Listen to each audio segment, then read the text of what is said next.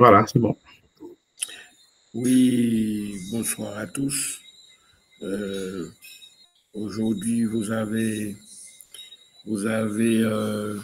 comme d'habitude, à participer à la conférence que nous faisons au Salon des entrepreneurs entre NIDCA et l'IUS, chaque dimanche soir de 20h à 22h.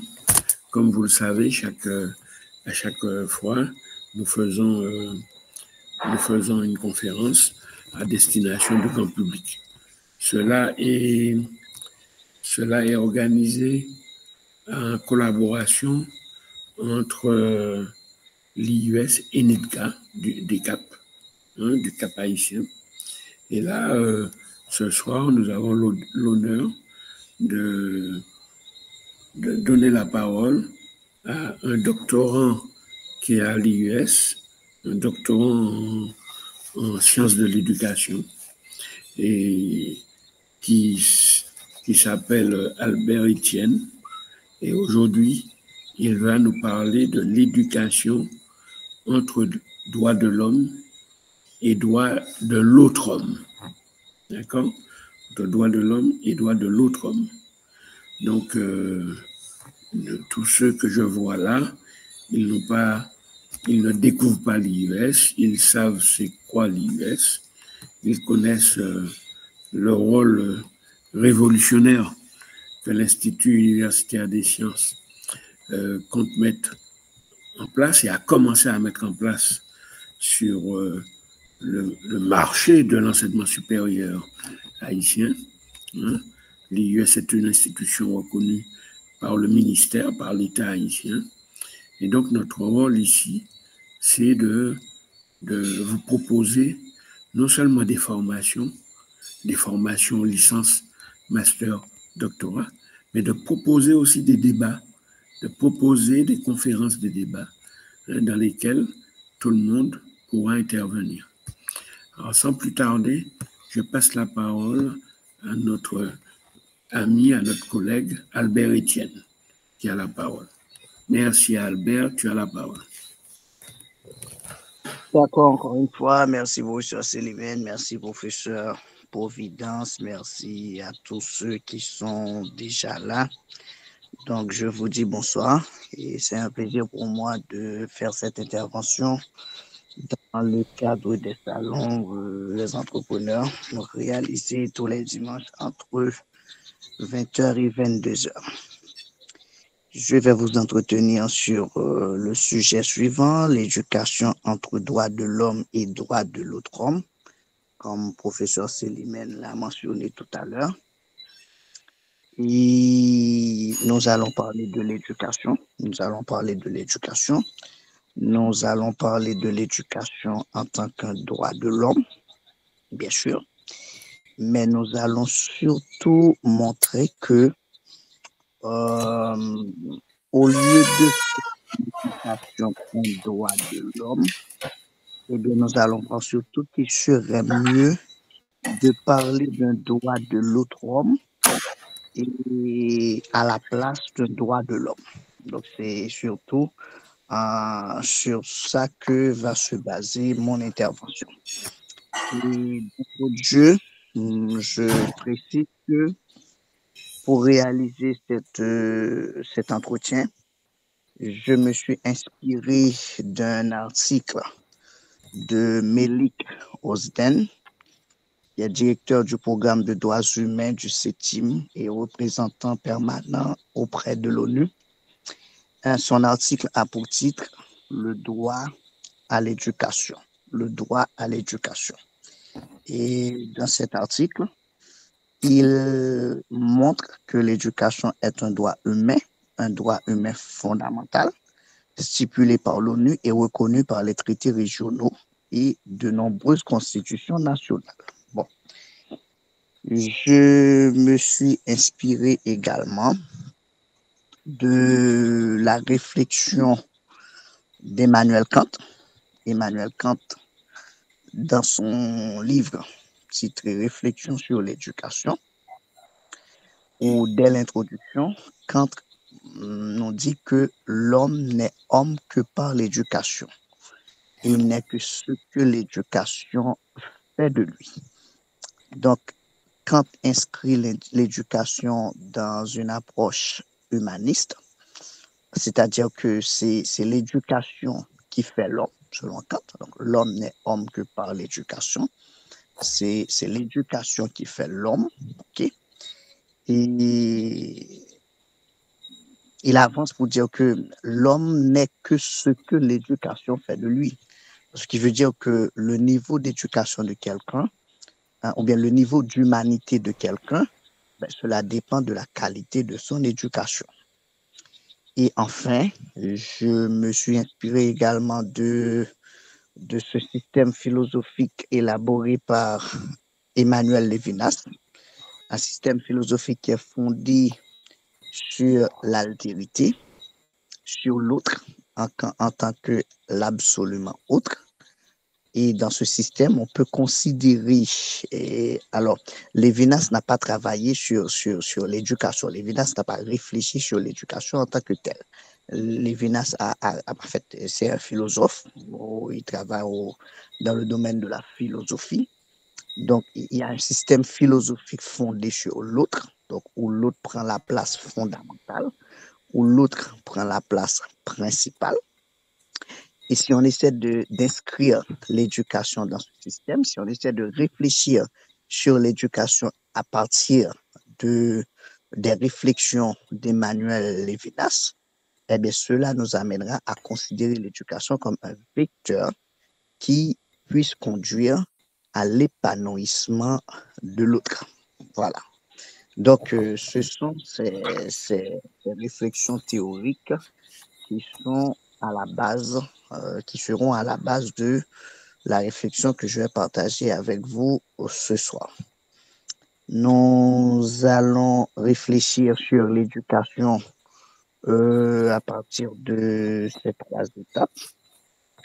Dans un premier temps, nous allons rappeler ou bien faire quelques considérations sur le fait que l'éducation est un droit de l'homme. OK? Donc, nous allons faire quelques considérations là-dessus. Ensuite, nous allons essayer de voir que l'expression même, le droit de l'homme, pas seulement en rapport avec l'éducation, mais dans toute son étendue. Donc, c'est quelquefois problématique. OK? Et puis, dans un troisième temps, nous allons voir que à partir de cette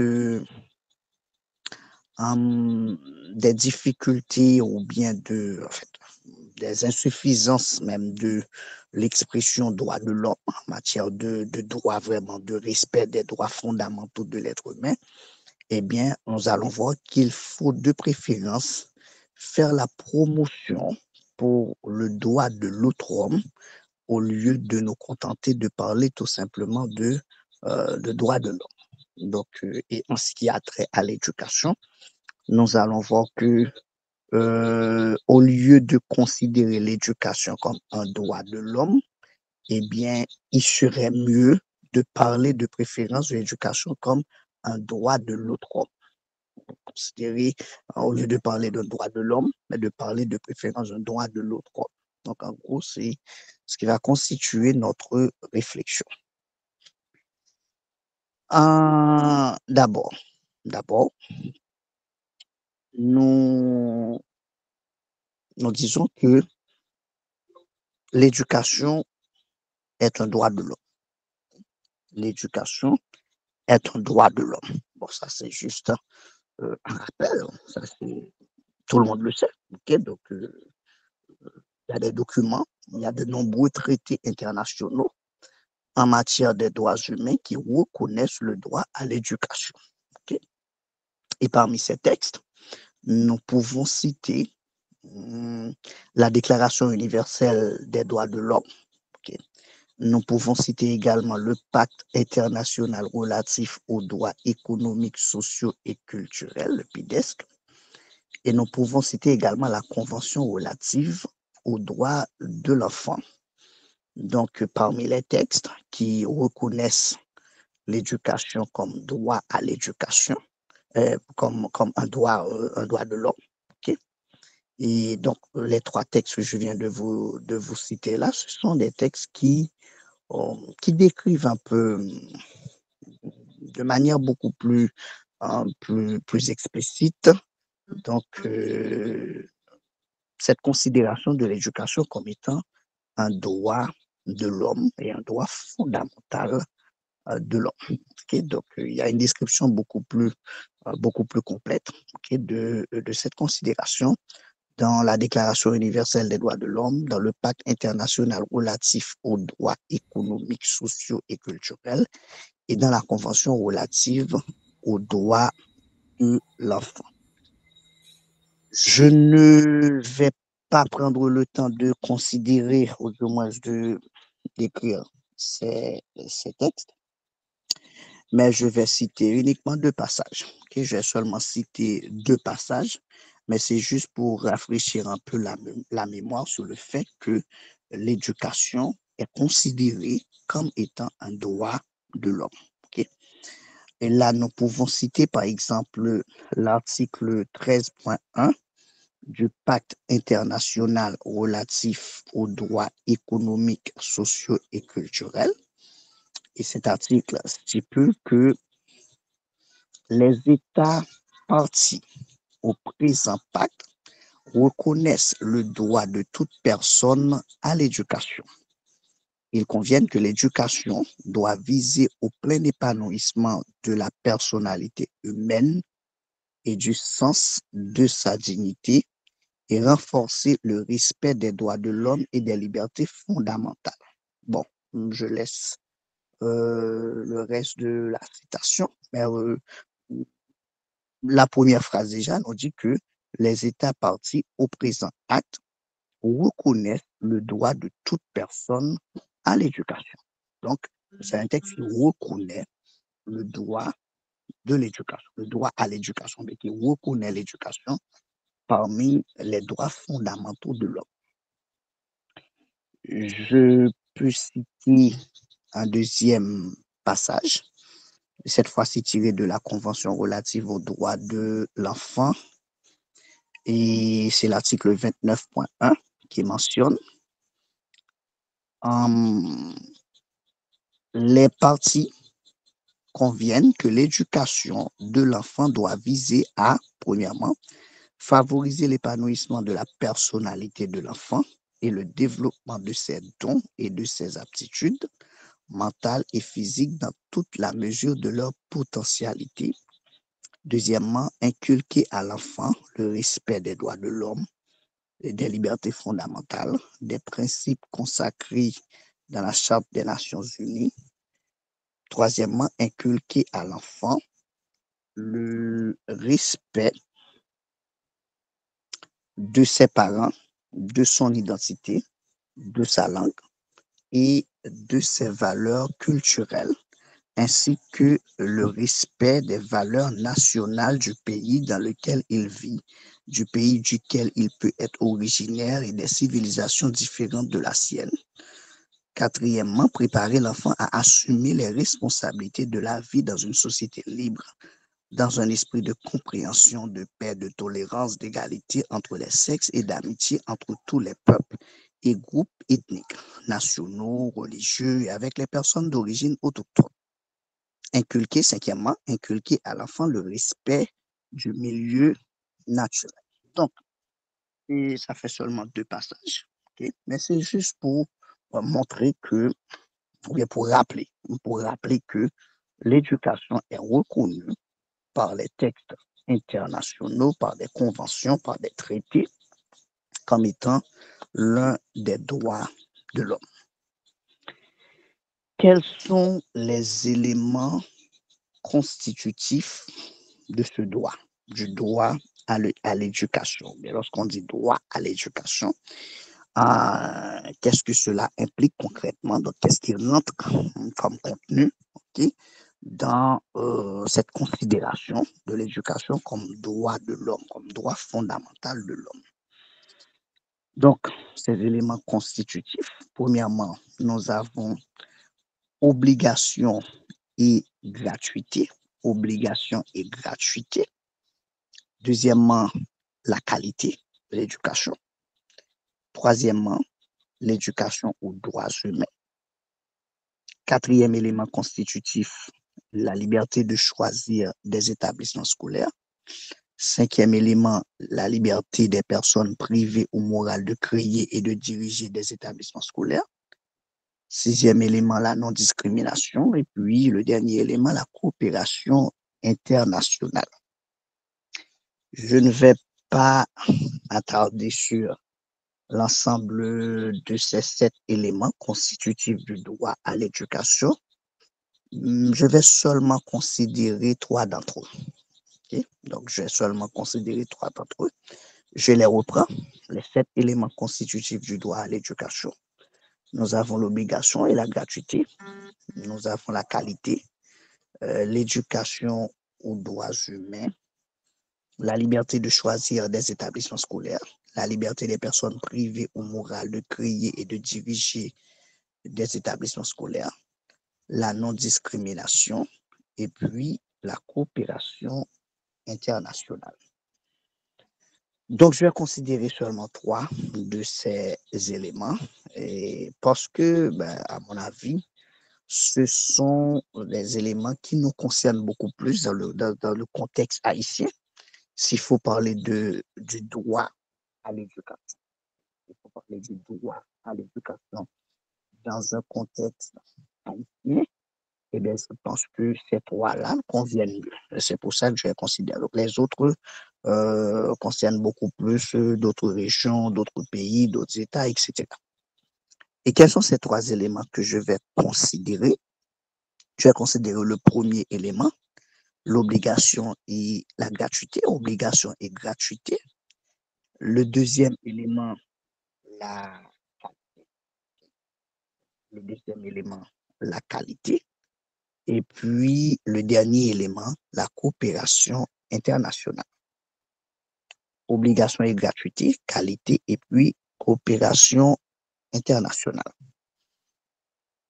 Obligation et gratuité, ça veut dire quoi? L'éducation en tant que droit de l'homme, droit fondamental de l'homme. Eh bien, l'éducation selon les traités, les conventions qui sont signées à ce propos, eh bien, ils reconnaissent ou bien ils optent pour une éducation obligatoire et gratuite.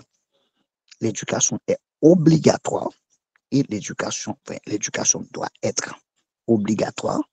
L'éducation doit être gratuite, obligatoire et gratuite. Cette obligation et cette gratuité touchent l'éducation de base, l'éducation primaire et même au niveau secondaire et supérieur. Donc, l'éducation au niveau, l'enseignement secondaire et l'enseignement supérieur. Donc, c'est-à-dire que c'est tout le système, donc, c'est tout le système qui est pris en compte. Donc, dans cette obligation et gratuité, l'obligation de base que nous appelons couramment la petite enfance. Ensuite, l'enseignement au niveau primaire. Chez nous, on pourrait parler des 3 cycles fondamentaux et des 3 cycles fondamentaux. Donc, les 3 cycles du fondamental. Et puis, le niveau secondaire et même l'enseignement supérieur, donc, sont touchés par cette obligation et cette gratuité. L'article 13.2 du PIDESC, donc, soutient ce que je viens de dire là. Donc, l'éducation, l'enseignement primaire doit être gratuit. Okay? L'enseignement primaire doit être gratuit, l'enseignement primaire doit être obligatoire. Et dans les textes de loi haïtiens, donc les textes qui concernent la législation éducative en Haïti, eh bien, on reconnaît également on reconnaît le fait que l'éducation doit être obligatoire et gratuite, particulièrement l'éducation primaire en Haïti. l'enseignement secondaire également, l'enseignement supérieur également, eh bien, donc, ça doit être gratuit. Donc, pour parler de l'éducation comme droit de l'homme, eh bien, le premier élément constitutif de cette, de cette considération, eh bien, ça fait l'obligation et la gratuité. Le deuxième élément que je vais considérer comme annoncé, c'est la qualité de l'éducation. L'éducation doit être obligatoire, gratuite, mais on parle aussi de la qualité de l'éducation. Et il y a 4 critères qui sont pris en compte pour mesurer cette qualité de l'enseignement, de l'éducation. Donc, ces 4 critères sont la dotation, l'accessibilité, l'acceptabilité et puis l'adaptabilité. La dotation, l'accessibilité, l'acceptabilité et puis l'adaptabilité. Qu'est-ce que cela veut dire? Premièrement, la dotation. La dotation, eh bien, cela touche le fait que les établissements d'enseignement, les programmes éducatifs, eh bien, ça doit exister en nombre suffisant. OK?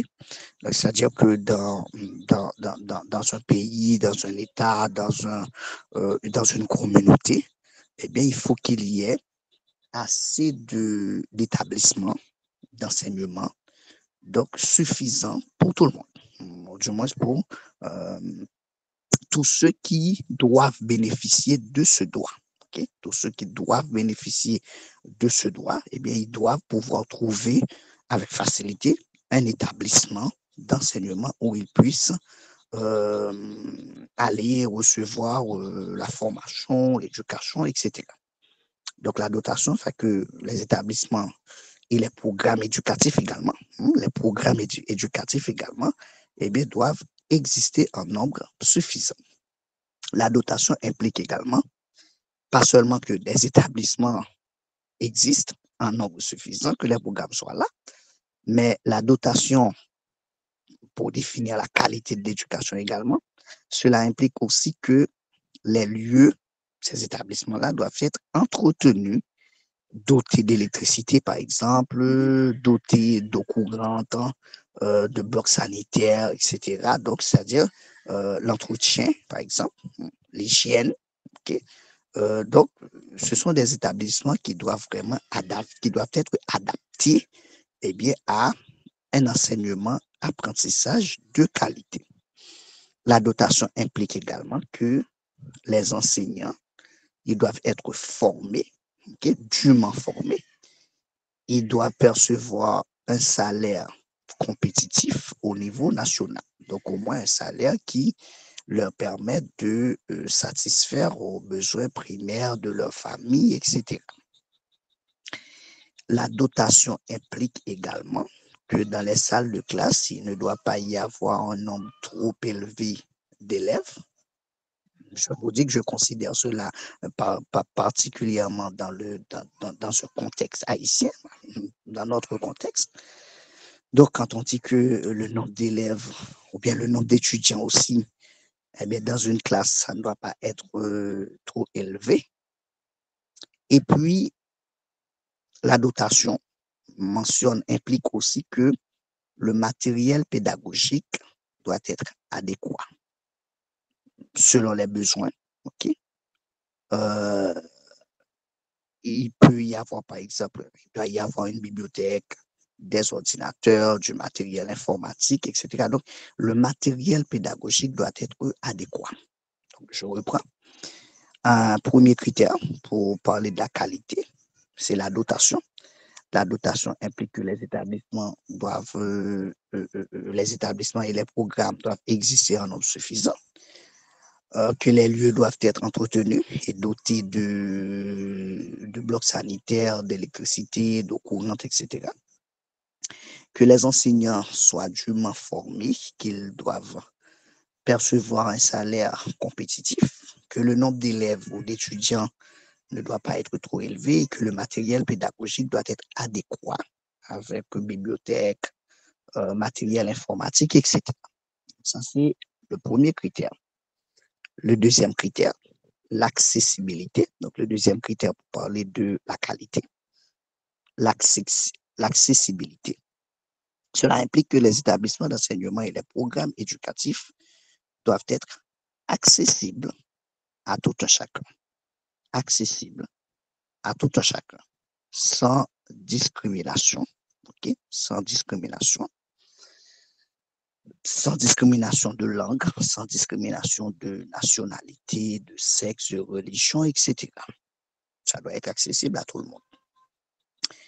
Et particulièrement au contexte haïtien, si nous parlons de discrimination, ça fait aussi discrimination entre, par exemple, les milieux ruraux et les milieux urbains, par exemple.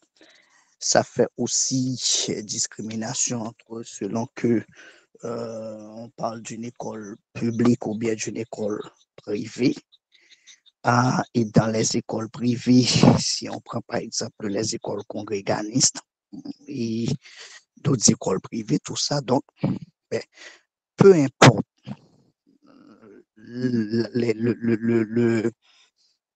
celui qui doit bénéficier de ce droit à l'éducation, eh bien, il faut que ces établissements d'enseignement, eh bien, que les programmes soient accessibles. Okay?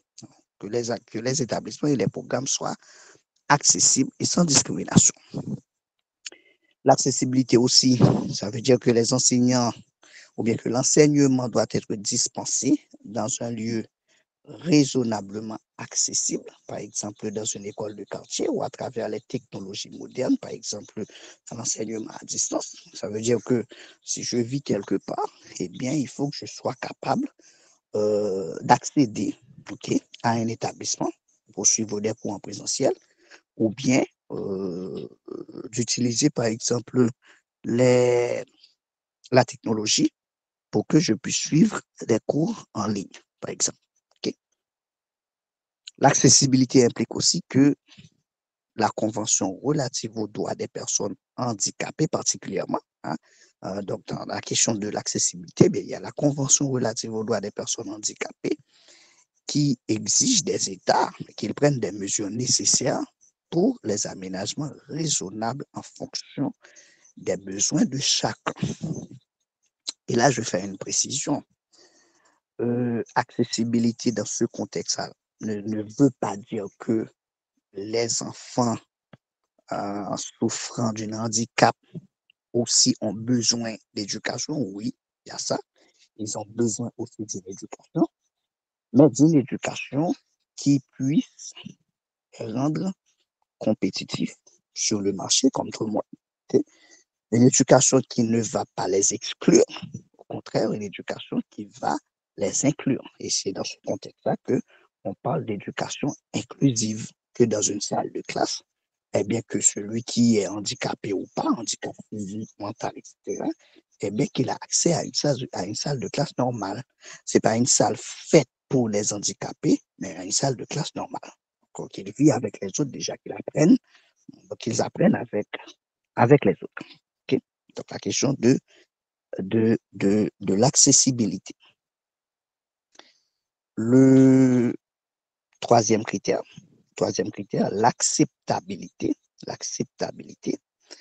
Donc la forme, le contenu de l'enseignement, y compris les programmes scolaires et les méthodes pédagogiques, doivent être acceptables. Acceptable, ça veut dire quoi? C'est-à-dire pertinent, culturellement approprié, de bonne qualité, par exemple. Okay? Donc, le contenu des programmes, eh bien, il faut que ce soit des programmes de bonne qualité, donc qui répondent aux normes, par exemple, aux standards internationaux, par exemple. Okay? Donc, il faut que ce soit vraiment des programmes qui puissent favoriser un apprentissage de qualité, okay? Qui puissent favoriser un apprentissage de qualité. Et puis, le dernier critère, l'adaptabilité.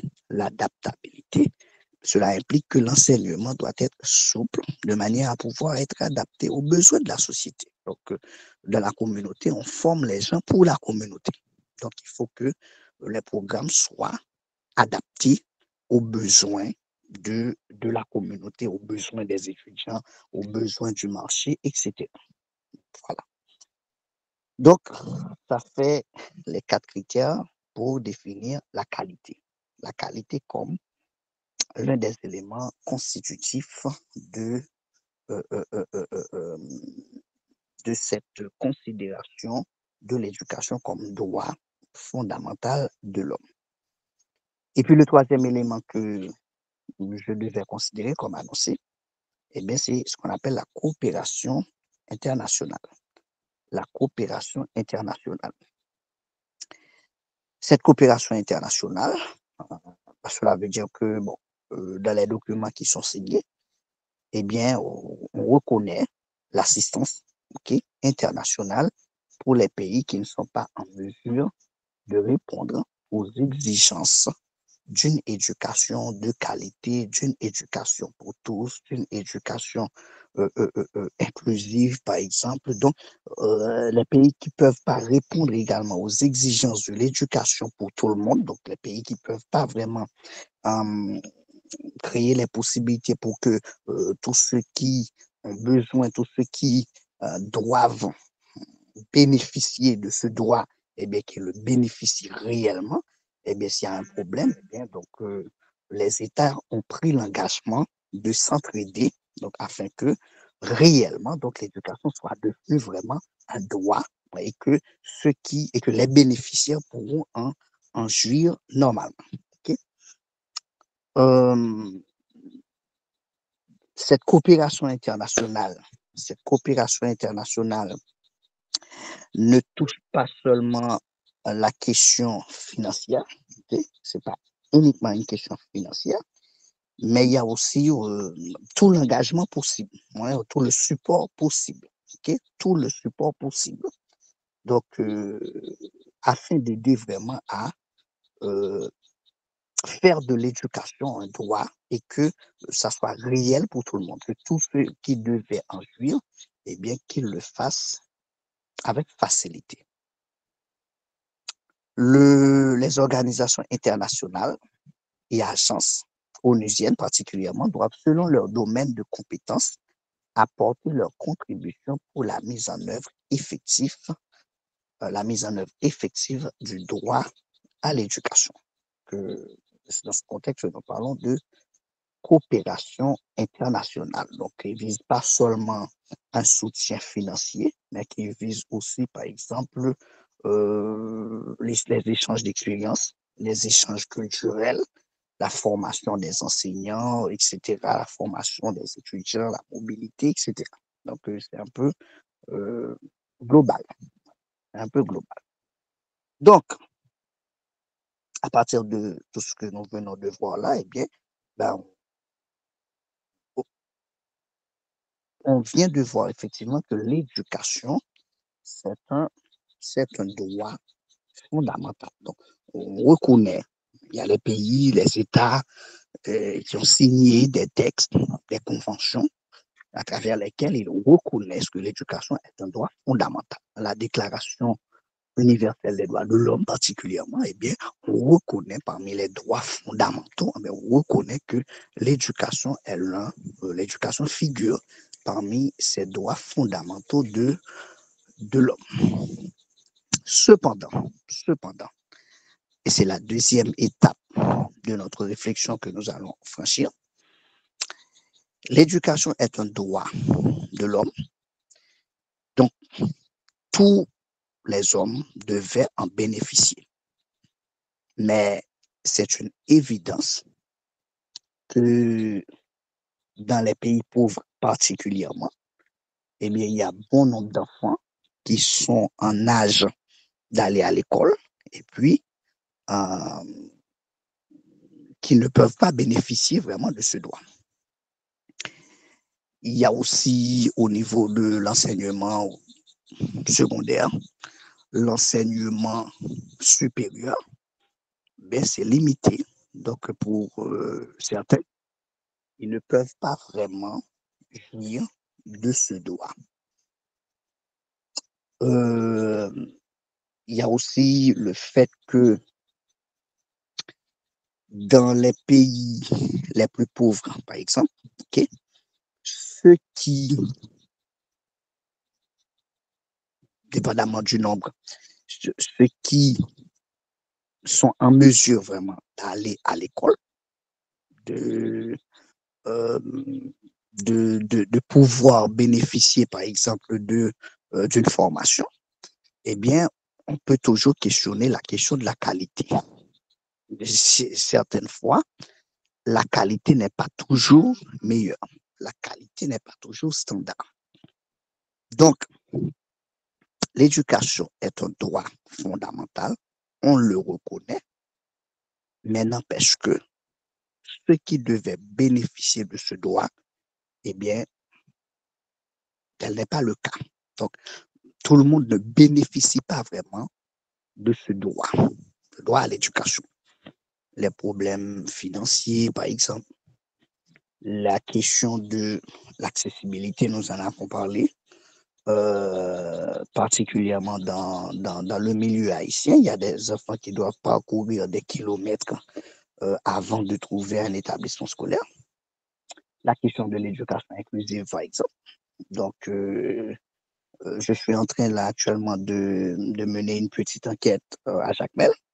Mais jusqu'à présent, je ne tombe pas encore sur une école où on peut dire que ben, là, il y a une école et dans les classes, on peut trouver tous les enfants qui ont besoin d'éducation, handicapés ou pas. Okay? Les normes au niveau de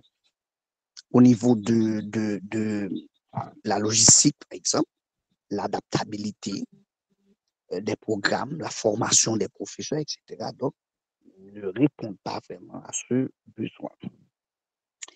Et c'est dans ce contexte que nous disons que oui, l'éducation est un droit de l'homme, mais on sent que quelque part, il y a quelque chose il y a un blocage.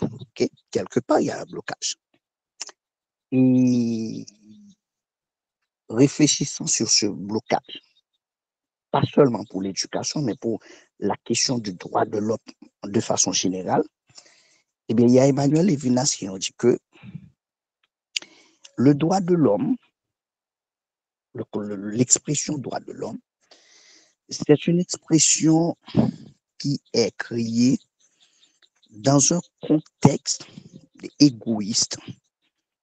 Égoïste, c'est-à-dire que on fait la promotion pour les droits de l'homme, mais ceux qui font la promotion, ceux qui font cette promotion, eh bien, qu'est-ce qu'ils entendent par droit de l'homme? Qu'est-ce qu'ils entendent par droit de l'homme? Est-ce que droit de l'homme, ça veut dire droit de tous les hommes? Ou bien est-ce que droit de l'homme, ça veut dire mes droits? Ou bien les droits de ceux qui me sont proches? Quand je dis droit de l'homme, est-ce que j'entends par là droit de tous les hommes? Ou bien mes droits? Ou, quand on dit c'est l'approche égoïste, ça fait tout ce qui revient au moi. Moi en tant que personne, mais moi aussi en tant que ce qui touche mon environnement, ce qui touche mes intérêts, mes proches, ma famille, mes amis, etc. Donc, quand on dit droit de l'homme, est-ce que ça fait mes droits en tant qu'être humain, en tant qu'homme, ou bien les droits de tous les hommes? Et si on approfondit, quand on dit droit de l'homme, est-ce que ça fait un droit du moi ou bien un droit de l'autre homme? Est-ce que c'est un droit du moi en tant qu'homme ou bien un droit de l'autre homme? Okay? Ou bien un droit de l'autre homme?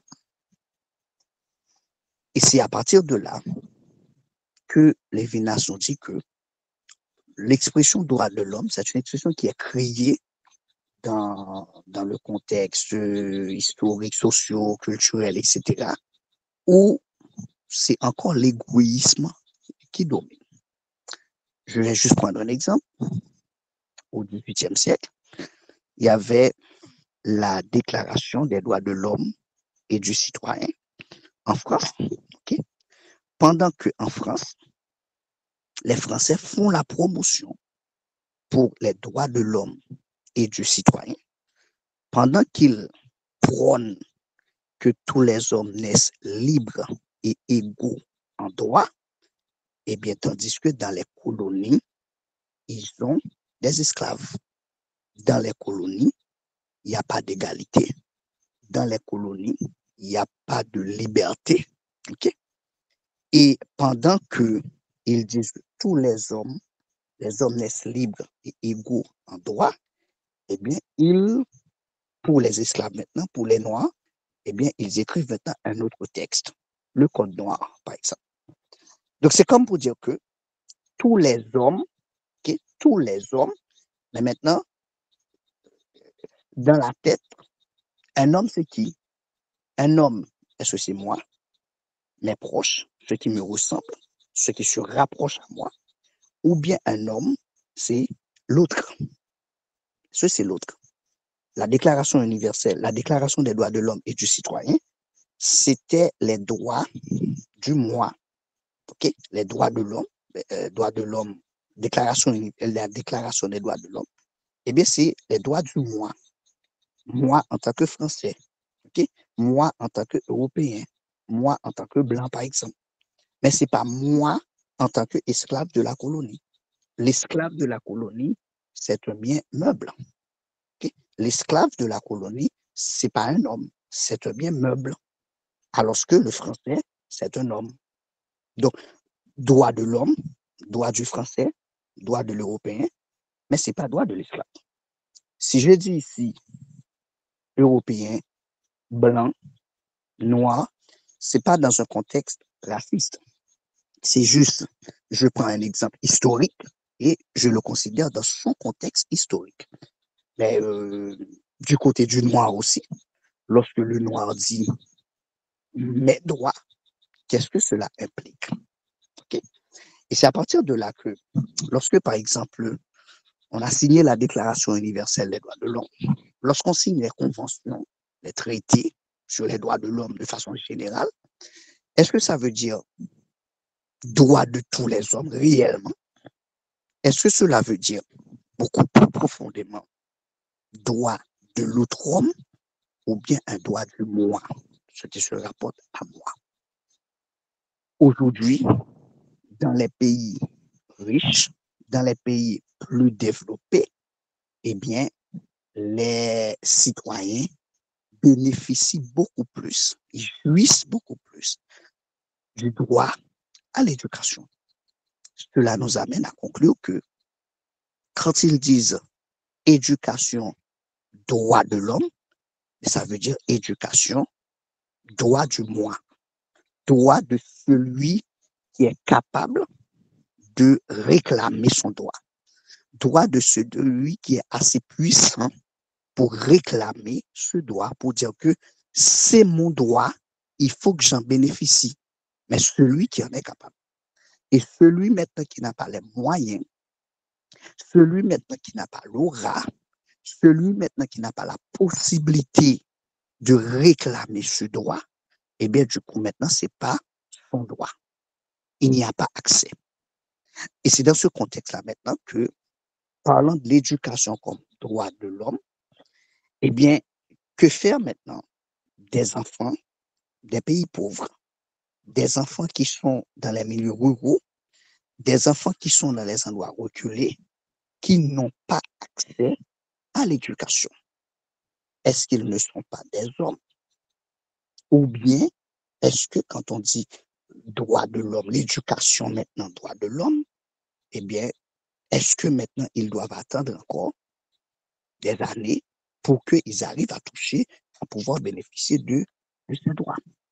Et si on revient maintenant à Emmanuel Kant, l'homme n'est homme que par l'éducation. Il n'est que ce que l'éducation fait de lui. Donc, celui qui bénéficie d'une éducation, il bénéficie aussi d'une humanité, c'est-à-dire, en fait, son humanité se construit. Okay? Il construit son humanité avec ça. Et maintenant, celui qui ne bénéficie pas vraiment d'une éducation de qualité, eh bien, quel type d'homme deviendra-t-il? et quel type de société formera-t-il? Et c'est là maintenant que nous posons la question. Lorsque nous parlons de l'éducation comme droit, ok, lorsque nous parlons de l'éducation comme droit fondamental, faut-il faire la promotion de l'éducation comme droit de l'homme ou bien ne serait-il pas mieux de dire, de faire la promotion non pas seulement d'un droit de l'homme, mais d'un droit de l'autre homme et considérer l'éducation comme pas seulement un droit de l'homme, mais comme un droit de l'autre homme. Et ce que nous disons là maintenant pour l'éducation, ça vaut aussi pour la santé, ça vaut aussi pour le logement, ça vaut aussi pour tous les autres droits de l'homme qui sont considérés par les textes. Donc l'éducation entre droit de l'homme et droit de l'autre homme.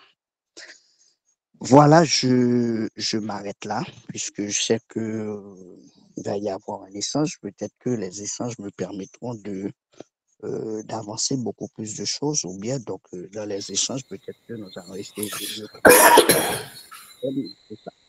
Merci beaucoup. Merci Albert Etienne pour cette intervention qui est très claire. Nous voyons bien qu'il y a bien des débats qui peuvent se prolonger sur ce type de questions. Avant de poser ma question sur cette philosophie, quelle est la position dans des temps, bien sûr, différents. Bien sûr, les gouvernements changent, quels ont été, mais ça c'est vrai, si on se met à répondre à cette question, ça sera encore une autre conférence.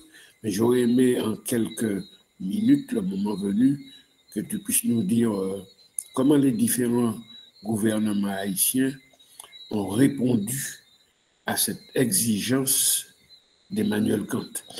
Comment ils ont abordé ça dans les différents, sur les 3 derniers siècles, comment ils ont abordé le problème.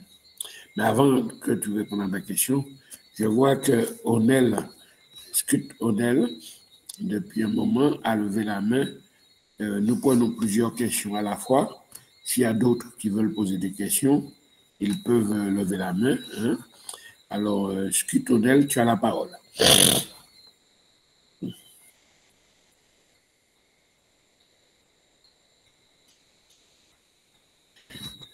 Scott O'Neill, tu as levé la main.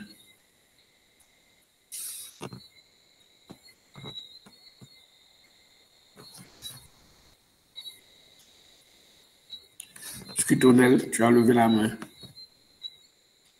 Scott O'Neill. Tu as levé la main, tu prends la parole, s'il te plaît. Bon, mais baisse ta main si tu comptes pas, parler, baisse ta main, s'il te plaît. Scott O'Neill. Bon, est-ce qu'il y a une autre question que nous pouvons prendre en compte là dès maintenant? Donald Laroche, étant donné que tu es buste nu, merci de fermer ta caméra.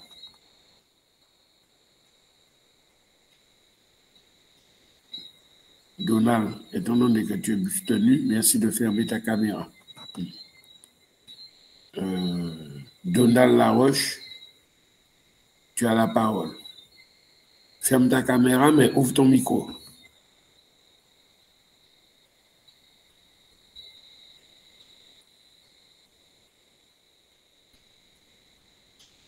Bon, Donald Laroche vient d'avoir un souci de connexion.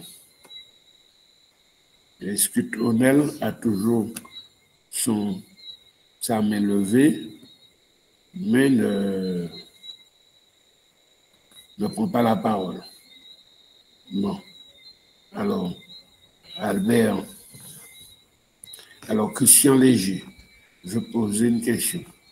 Christian Léger, tu as la parole. Merci, monsieur. Alors, je profite pour saluer toutes les personnes qui sont ici présentes, spécialement monsieur Albert Etienne qui à présenter cette problématique, et puisque ce sujet est tellement intéressant, parlant de droit, mais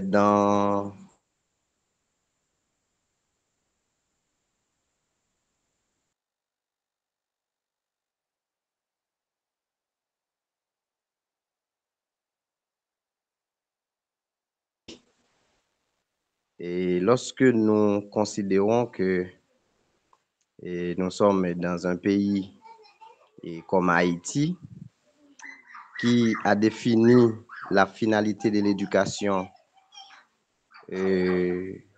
ainsi, c'est de former des citoyens producteurs, et par conséquent, on suit depuis plusieurs décennies et comment que les programmes d'éducation ne sont pas adaptés. Il est vrai qu'on parle de réforme et à chaque fois on parle des programmes, mais généralement les programmes de l'éducation en Haïti, ils sont calqués sur des programmes étrangers.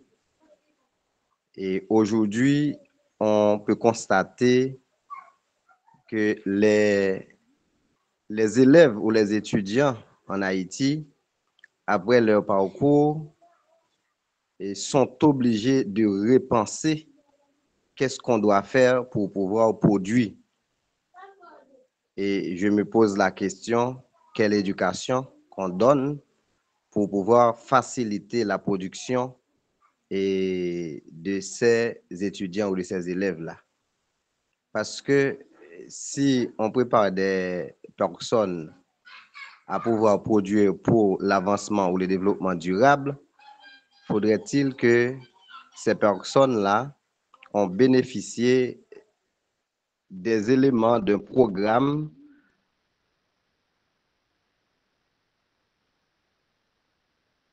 personne ne se trouve et que la formation soit adaptée et de part et d'autre. Prenons par exemple un élève qui est dans un milieu rural. Il est vrai qu'on doit préparer les enfants à émerger. Peu importe, on vient avec la technologie, on vient avec les infrastructures, puisque c'est ça qui constitue la base d'une éducation de qualité.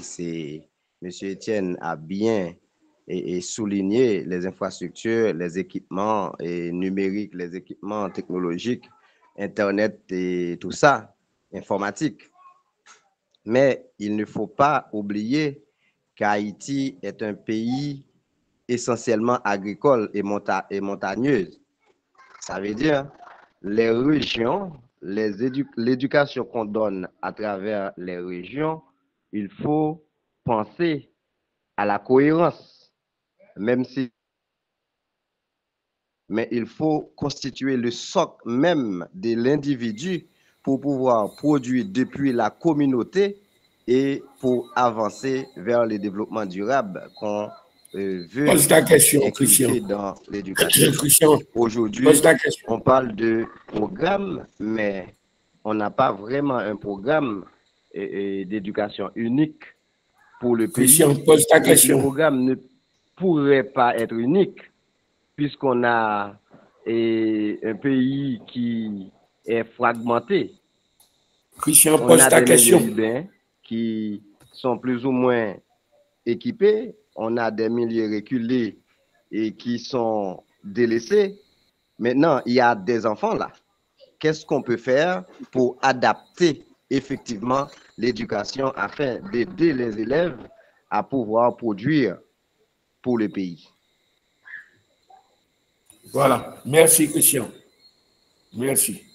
Alors, avant de passer la parole à Albert Etienne, à l'intervenant, je passe la parole déjà à Donald Laroche.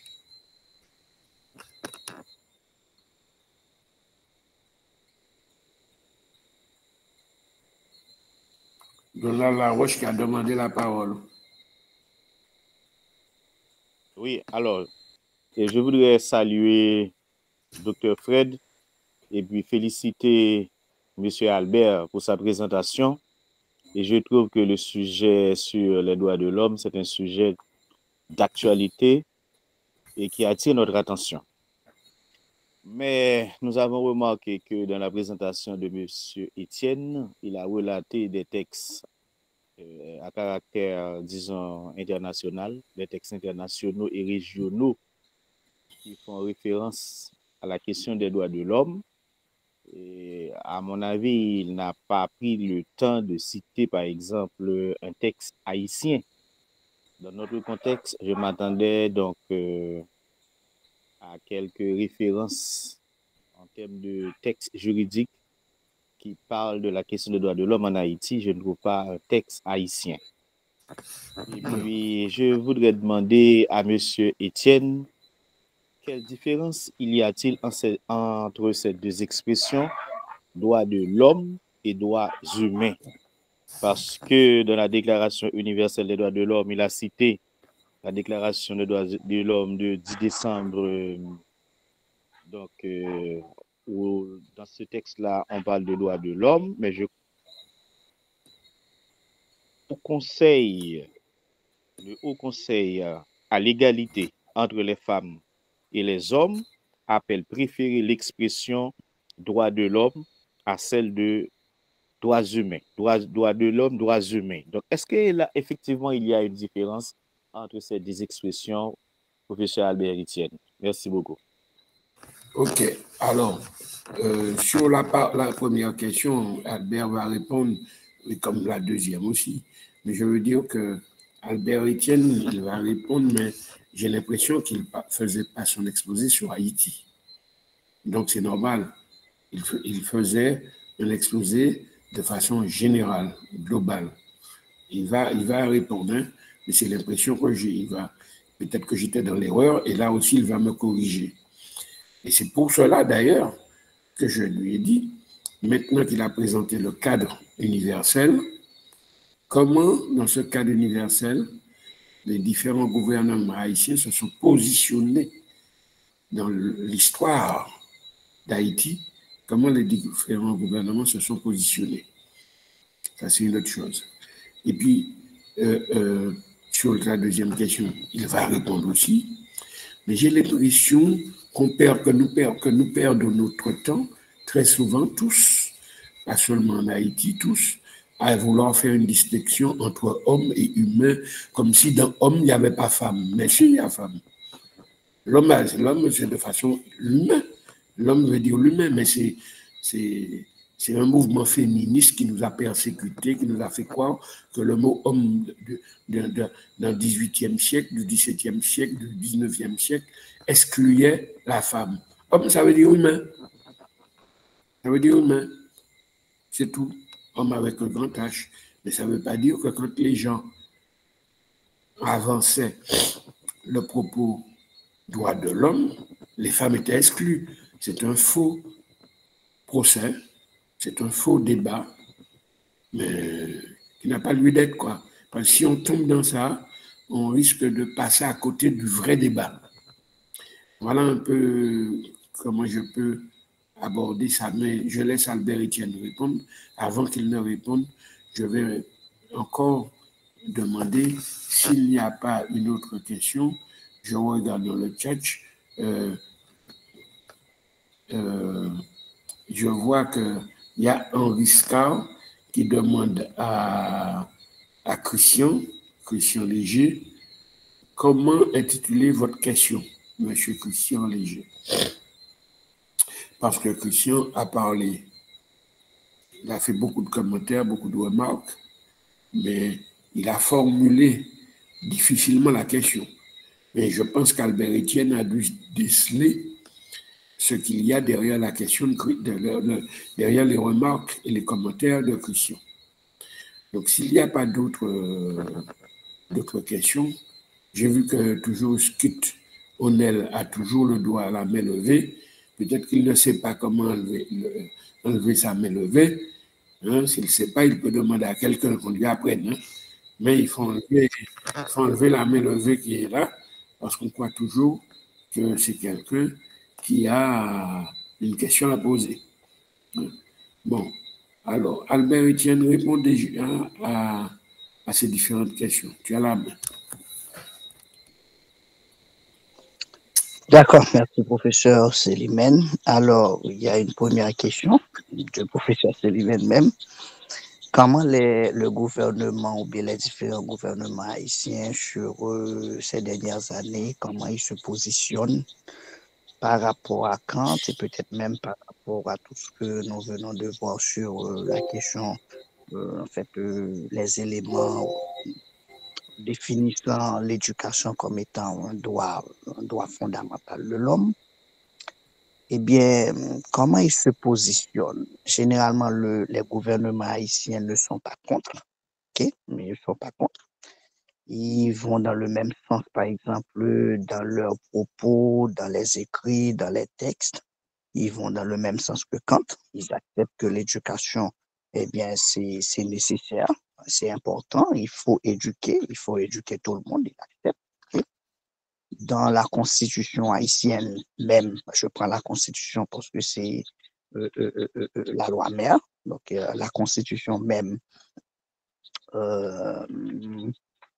fait ce plaidoyer pour l'éducation et l'éducation de tout le monde. Les gouvernements haïtiens signent aussi généralement les traités, les conventions, etc. Donc, ils les signent. Okay? Et puis, il y a des efforts.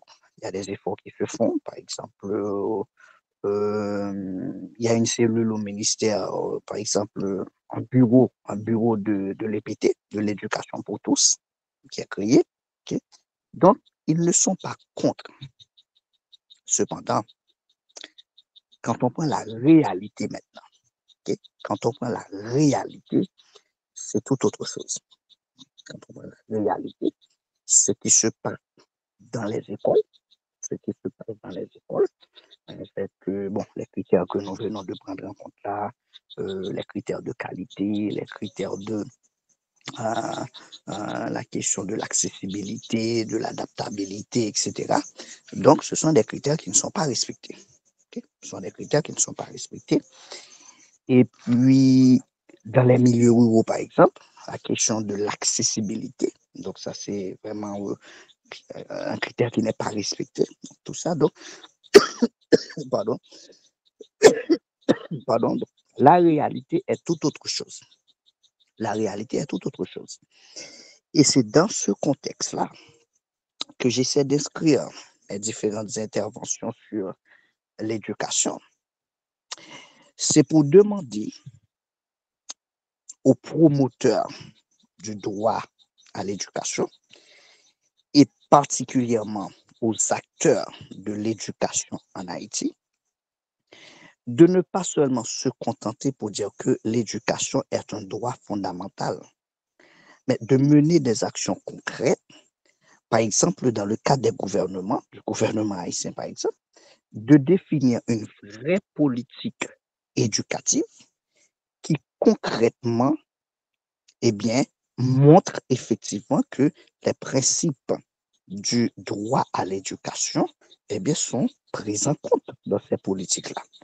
Et d'accompagner ces politiques également de moyens suffisants maintenant pour que cela puisse devenir une réalité.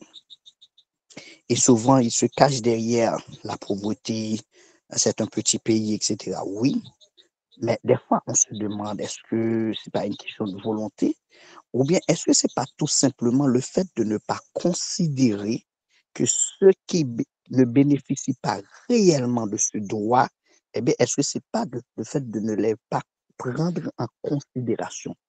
Donc, si je reviens maintenant à ma problématique, est-ce que c'est pas parce qu'il est insuffisant de dire éducation pour tous, de dire éducation inclusive, de dire droit à l'éducation, mais de dire de préférence que l'autre, il doit bénéficier de ce droit et de faire en sorte que l'autre, vraiment, il puisse arriver à bénéficier de ce droit fondamental. Par rapport à l'intervention de Christian, L'objectif, la finalité de l'éducation, c'est de former des citoyens producteurs, oui. Et c'est à peu près ce que je viens de dire là. Donc, il y a ce qui se dit, il y a ce qui est écrit, ok? Et concrètement, dans la pratique, maintenant, qu'est-ce qui se fait? Ok? Qu'est-ce qui se fait? Et Christian a pris en compte la question de l'adaptabilité également, hein, l'éducation qui n'est pas adaptée aux besoins du milieu, etc. Donc, ben oui, ce sont les problèmes du système, ce sont les problèmes du contexte, du milieu, etc. Maintenant, je pense que c'est là maintenant que tous nous devons nous unir et faire un plaidoyer pour que la politique éducative de nos différents gouvernements soit vraiment des politiques qui répondent aux exigences d'une vraie éducation et qui puissent permettre à chacun de pouvoir vraiment bénéficier de ce droit, le droit de se former, le droit d'être éduqué. La troisième question, la question de Donald. Pourquoi je considère les textes internationaux et pas considérer un texte haïtien? Bon, professeur Célimène, je vous dis merci parce que vous avez déjà donné un début de réponse à la question. Donc, je parle de l'éducation entre droit de l'homme et droit de l'autre homme. Donc, je parle de l'éducation comme droit de l'homme. Et là, je suis dans la généralité. Donc, je considère maintenant les textes internationaux. Mais ce sont des textes, comme je viens de le dire tout à l'heure, qui sont signés aussi par Haïti. Et c'est normal que dans les textes haïtiens, eh bien, malheureusement, je n'ai pas pensé à vraiment prendre en considération un ou deux textes haïtiens, mais si on prend la législation haïtienne sur l'éducation, eh bien, c'est presque la même chose que vous avez trouvé. Donc, c'est à partir, en fait, les textes haïtiens ne vont pas à l'encontre des textes internationaux. Donc, c'est à peu près les mêmes concepts. Okay? C'est à peu près les mêmes concepts, les mêmes idées, les mêmes directives que vous avez trouvées dans les textes haïtiens. Okay? C'est la réalité maintenant qui est différente. Voilà. Et qu'il y a une différence entre droits de l'homme et droits humains. Peut-être que dans les contextes particuliers, peut-être qu'il peut y avoir de différences conceptuelles avec des nuances d'adaptabilité, etc. Mais dans mon intervention, si je dis droits de l'homme, si je dis droits humains, pour moi, ça fait la même chose. Ce que je veux dire, peu importe que j'utilise l'expression droits de l'homme ou bien droits humains, ce que je veux dire, l'idée que je veux décrire, c'est que l'homme en tant qu'être humain, ok, c'est pas l'homme en tant qu'individu masculin, l'homme en tant qu'être humain, on reconnaît, et ça c'est vraiment pas considérable, hein, il faut prendre en compte cela, hein, le fait que les États se mettent ensemble et acceptent et reconnaissent que, ok, il y a des droits, il faut faire la promotion pour les droits. Donc c'est une valeur, par exemple, il faut faire la promotion pour les droits de l'homme en tant qu'individu humain. Il a des droits, on reconnaît qu'il a des droits et qu'on est en train de faire des efforts pour permettre maintenant à chacun de pouvoir jouir de l'ensemble de ses droits, dont le droit à l'éducation. L'importance maintenant de notre intervention, c'est juste pour dire que ces efforts ne suffisent pas. Okay? C'est juste pour dire que ça ne suffit pas. Et fondamentalement, il faut aller plus loin que ça. Il ne faut pas se contenter seulement de dire droit de l'homme. Il faut aller plus loin, de dire pas en fonction de moi-même, mais je regarde l'autre. Okay? Je regarde l'autre. Est-ce qu'il bénéficie de ce droit? Et qu'est-ce que je peux faire maintenant, eh bien, pour lui faciliter vraiment, pour l'amener vraiment à pouvoir jouir de l'ensemble de ses droits, donc particulièrement le droit à l'éducation. Je ne sais pas si j'ai été clair dans mes réponses, mes réactions, tout ça. Oui, merci Albert Etienne. Merci à l'intervenant. Les choses, je crois, sont claires. Si les collègues qui ont posé les questions, s'ils ne sont pas satisfaits, ils ont le droit de reprendre la parole pour préciser les choses. Hein. Alors, entre-temps, il y a eu une question de Gladson Edouard. bon, c'est pas toujours bien écrit en français, mais je reprends ce qu'il dit. Vu de la situation de la société haïtienne aujourd'hui, une ancienne société dont l'établissement scolaire fait son apparition depuis presque 2 siècles, quel est l'effet de l'éducation sur cette société? En référence à la citation, c'est l'éducation qui produit des hommes. Tu as la parole, Albert. C'est dans le chat. C'est une question qui est posée dans le chat. Oui, en fait, j'ai la question sous les yeux. Donc, quel est l'effet de l'éducation sur cette société?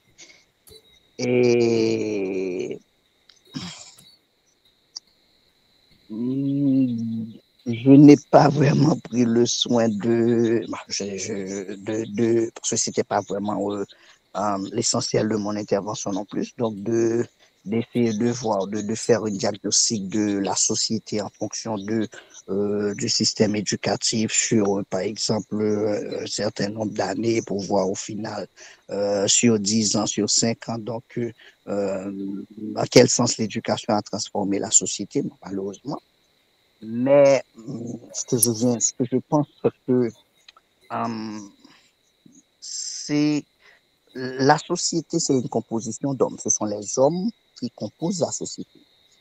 Et quel type de société on va avoir, cela dépend de chaque individu qui forme cette société. Donc, mieux l'individu est formé, mieux il a des potentialités, des capacités, des compétences, mieux la société sera beaucoup plus développée. Donc, cela veut dire, je suis en train de dire là que l'éducation a vraiment une réelle incidence sur la société. Donc, si on veut transformer une société, il faut tout simplement passer par l'éducation. Et aujourd'hui, nous sommes tous d'accord que notre société a beaucoup de faiblesses. Il y a beaucoup de choses qui ne vont pas, des choses qui ne vont pas dans la société. Et que moi, je pense qu'on va se mettre d'accord sur le fait qu'il y a un réel intérêt à transformer cette société. Okay? Et je pense que l'éducation, c'est l'un des moyens qu'on peut utiliser vraiment pour transformer cette société. Donc, je ne sais pas si je suis clair sur la réponse, mais c'est ce que je peux donner là pour le moment là comme réponse. Voilà. Donc, si ce n'est pas trop clair, je peux toujours reprendre. Mais l'éducation quand même, enfin, je vois ça de l'extérieur et les autres participants peuvent intervenir. Mais moi qui regarde les choses de l'extérieur, j'ai l'impression qu'il y a eu un temps, c'est toujours pour rebondir, hein, pour la question de Glasson Edouard, et quelque part sur ce que Christian Léger voulait dire tout à l'heure là, j'ai l'impression qu'il y a un temps, au siècle dernier au moins, bon, moi je ne suis pas du 17e ni du 18e, voire même du 19e, mais en tout cas je suis du 20e. Ce que j'ai vu pour la société dont on parle, et on fait allusion à la société haïtienne, j'ai l'impression que l'éducation a joué son rôle au 20e. J'ai l'impression, peut-être que vous allez me contredire, mais j'ai l'impression que l'éducation a joué son rôle.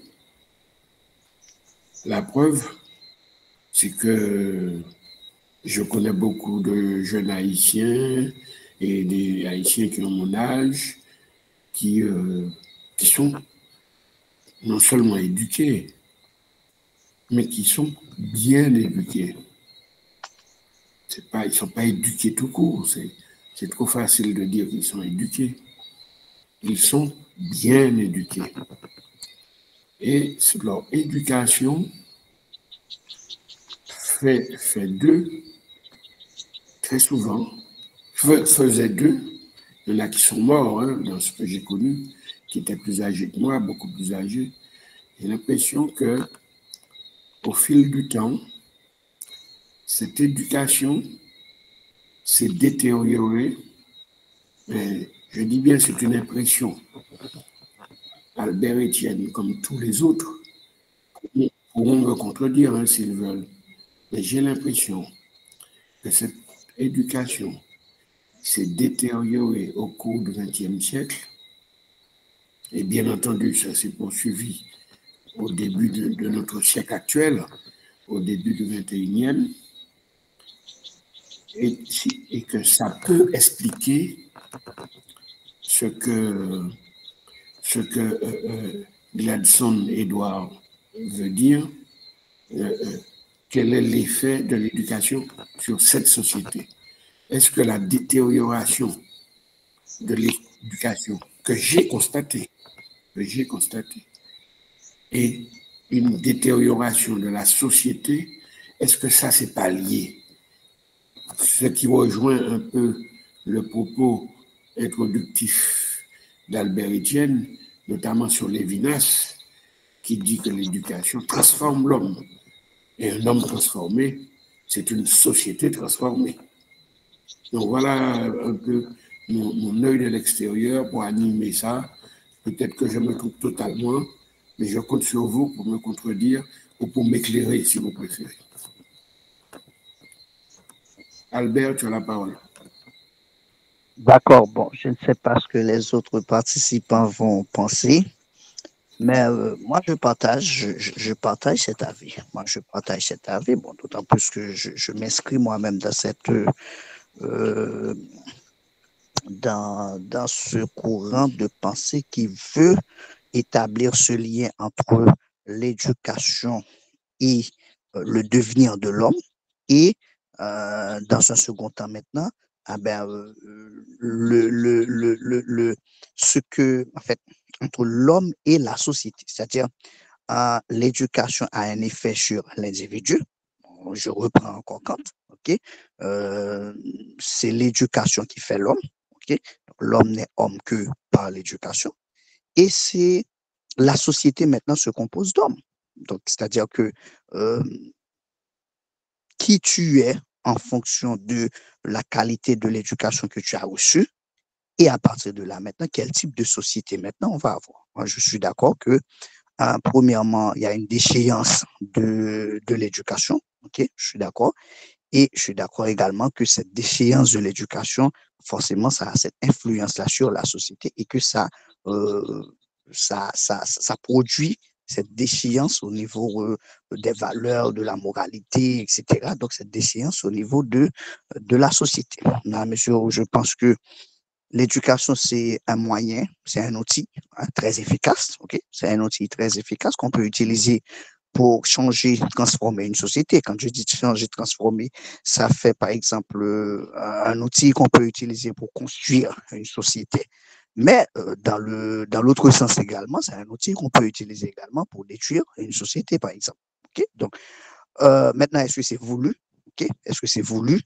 Ou bien, pourquoi ça se passe comme ça? Bon, je ne sais pas, mais moi, je pense que la déchéance vraiment de l'éducation, ça a vraiment cette conséquence, même si c'est peut-être pas la seule, mais ça a aussi cette conséquence sur la déchéance de la société. Moi, je partage.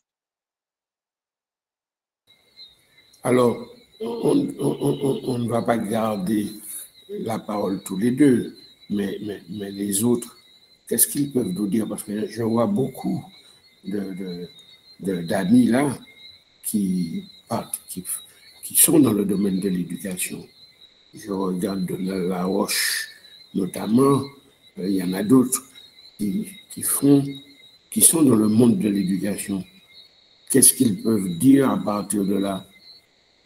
Quel est leur point de vue? Quand on est dans l'éducation, on ne peut pas ne pas avoir un point de vue sur ce débat-là. C'est pourquoi j'aurais bien aimé entendre le point de vue des autres, quoi.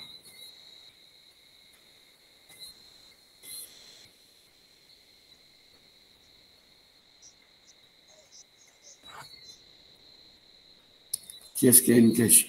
Qu'est-ce qu'il y a un point de vue sur ces questions-là? Alors, moi, en attendant que d'autres interviennent, j'aurais dit que dans une société,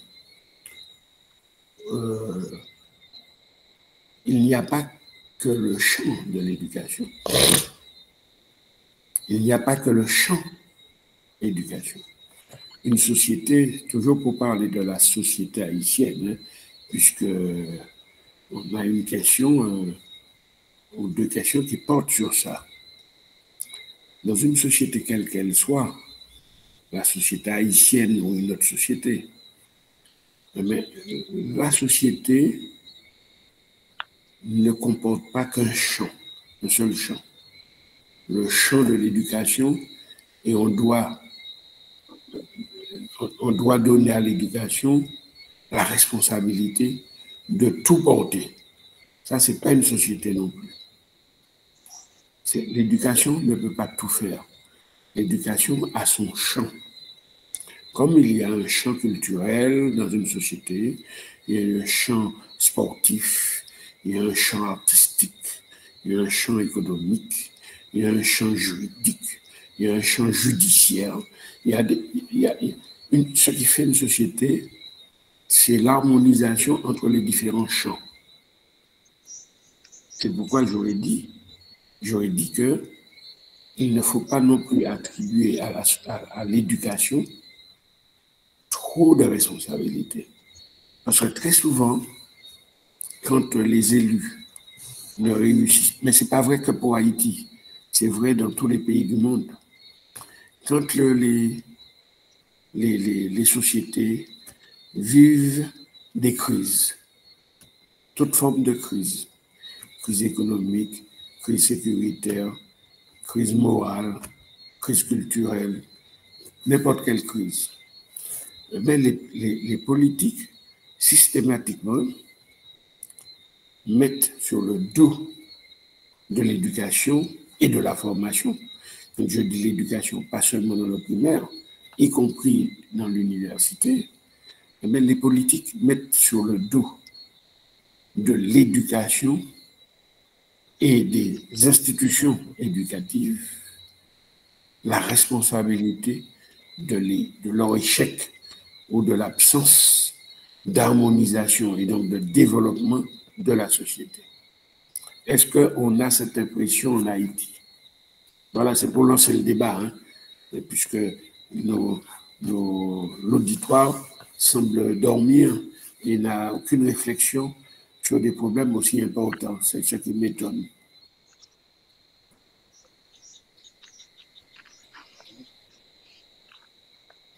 Albert, tu as la parole, hein, puisque...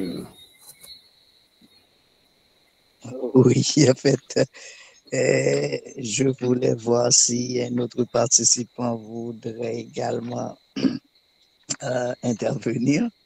Donc, juste pour éviter que ça se passe uniquement entre vous et moi, comme ça. Oui, Et... oui. C'est pourquoi je les incite à prendre la parole, mais rien à faire. Oui. Et effectivement. Allô? Oui, c'est qui? Oui. Ah, Christian, attends Albert, pour une fois, nous avons quelqu'un qui veut parler. Donc, Christian Léger, prends la parole. Oui, merci. Alors, je constate qu'il y a un problème au niveau de la planification d'éducation même en Haïti. L'éducation en Haïti n'oriente pas vraiment les apprenants en ce qui a trait aux professions. Il n'y a pas d'orientation professionnelle. Et c'est pourquoi on voit, il y a des programmes livresques, il y a des activités qu'on fait à l'école, la pédagogie, c'est ça. Mais en ce qui a trait à la production,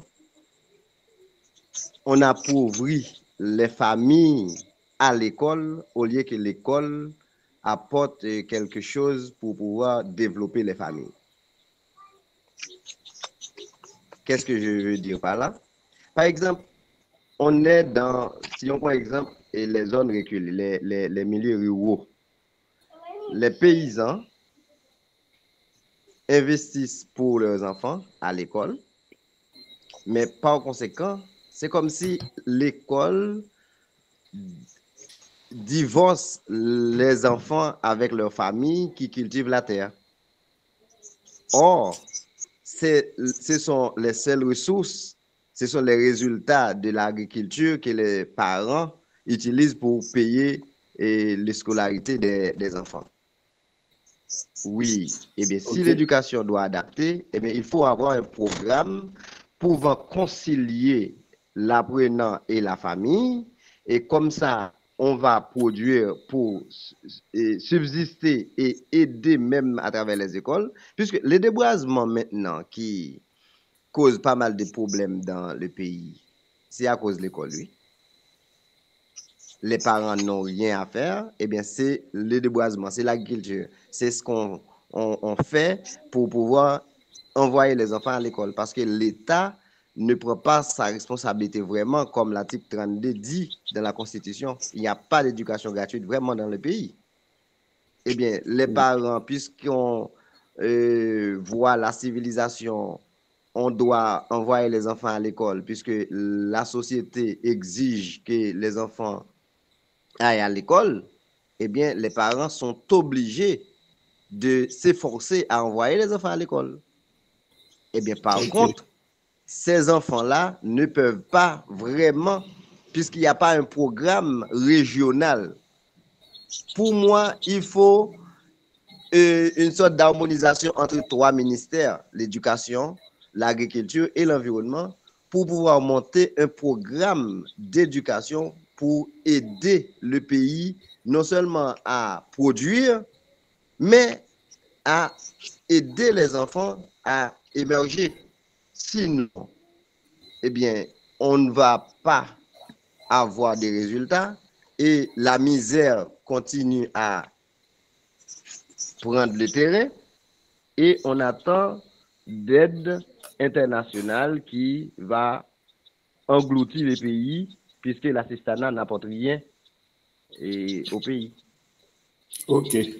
Alors, merci Christian. Et ça, c'est une grande préoccupation. Si au niveau stratégique de l'éducation, on ne voit pas cela, eh bien, c'est ce qu'on va de mal en pire. Ok, merci. Alors, je vais passer la parole à Albert Etienne, mais avant de lui passer la parole, par rapport à ce que tu as dit, je dirais que je ne suis pas d'accord quand tu dis qu'il y a un divorce entre les enfants et les parents dans le monde agricole. Et je ne suis pas d'accord.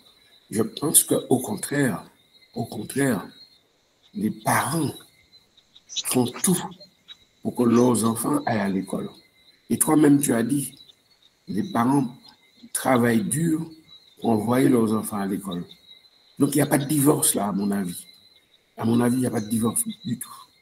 Au contraire, les enfants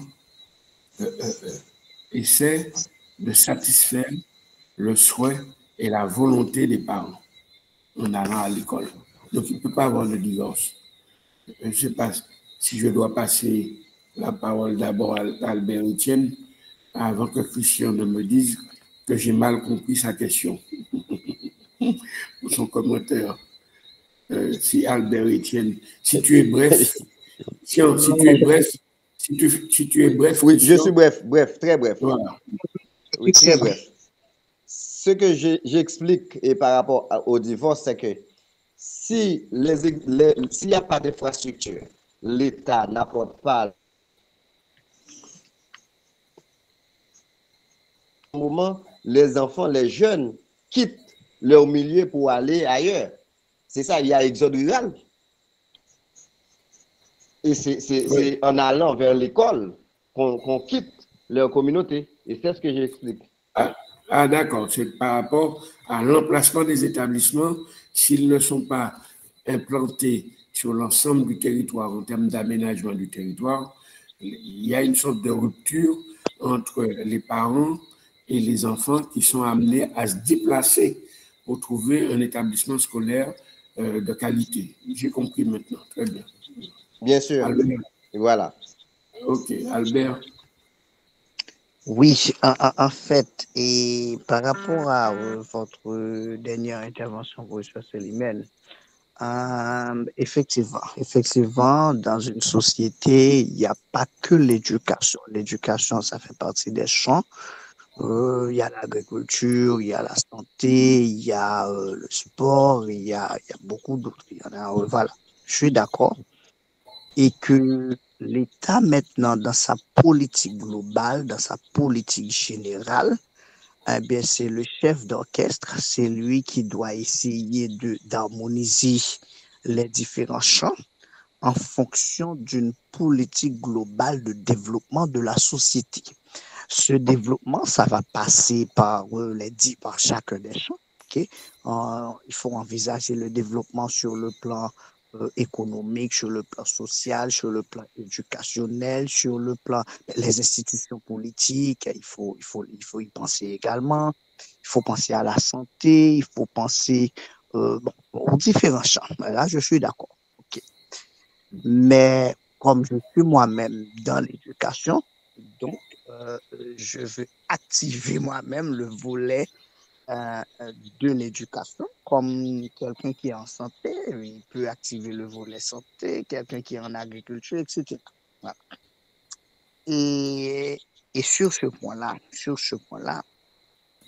moi je pense que l'État doit vraiment repenser, redéfinir sa politique éducative et les acteurs de l'éducation, à quel que soit le niveau où se trouve, soit au niveau de la gouvernance, soit au niveau de l'exécutant, par exemple les enseignants, etc.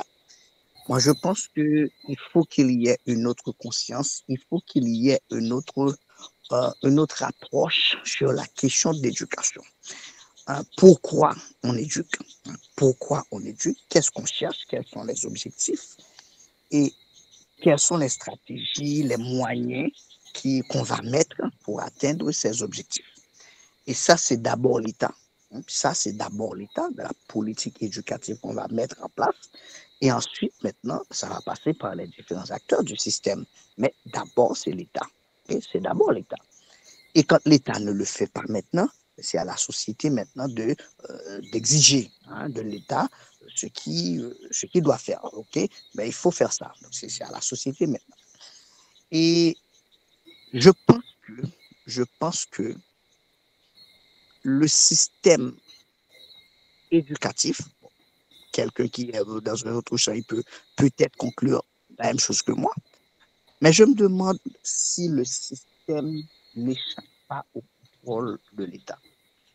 Il y a tellement de ruptures, il y a une fossé tellement vaste entre ce qui se dit au niveau de l'État et ce qui se fait réellement dans les écoles, d'une part. Okay? Il y a cette fossé entre ce qui se dit au niveau de l'État et ce qui se fait réellement dans les écoles. Une grande fossé, très, très grande fossé. Okay? Hier, j'ai fait une intervention pour un groupe de jeunes où j'ai essayé de leur présenter le système du nouveau secondaire, le système pensé par le gouvernement. Et puis, quand on va dans les écoles maintenant, on ne rencontre pas ce qui est décrit dans le document. Il y a vraiment une fossé entre ce qui se dit au niveau de l'État, sur l'éducation particulièrement, et ce qui se fait dans les écoles. D'autre part, il y a une fossé aussi entre ce que disent les acteurs responsables de l'éducation au plus haut niveau, okay? Ce qu'ils disent et ce qu'ils font, ou bien les moyens qu'ils mettent en place pour essayer maintenant de rendre réel, de rendre concret ce qu'ils disent, ce qu'ils écrivent, tout ça. Et c'est en considérant, par exemple, il y a cette forme d'hypocrisie également, au niveau de l'État, mais au niveau de la société également. Au niveau de la société également, nous faisons semblant que c'est bon, que ça va. Par exemple, nous sommes tous d'accord que nous avons des écoles aujourd'hui qui fonctionnent avec le système du nouveau secondaire. On est d'accord. Hein? On fait les examens baccalauréat là-dessus, mais nous envoyons nos enfants à l'école et nous acceptons qu'ils aillent à l'école, le système du nouveau secondaire, etc. Tandis que concrètement, nous savons que réellement ce qui se fait dans les écoles ne répondent pas vraiment donc, aux normes d'une éducation parfaite de qualité qui puisse permettre l'épanouissement vraiment de l'être haïtien et la transformation de la société haïtienne. Et c'est en ce sens que j'essaie de dire que vraiment le système échappe, hein, le contrôle du système échappe à l'État. L'État n'a plus le contrôle sur le système et c'est à nous maintenant, acteurs de l'éducation, membres de la société, d'essayer maintenant de nous organiser, ok, d'essayer de nous organiser de façon maintenant à essayer d'amener l'État maintenant non seulement à reprendre le contrôle réel du système, mais aussi à lui exiger également une éducation standard, un système éducatif bien organisé qui pourrait répondre aux besoins réels de la société.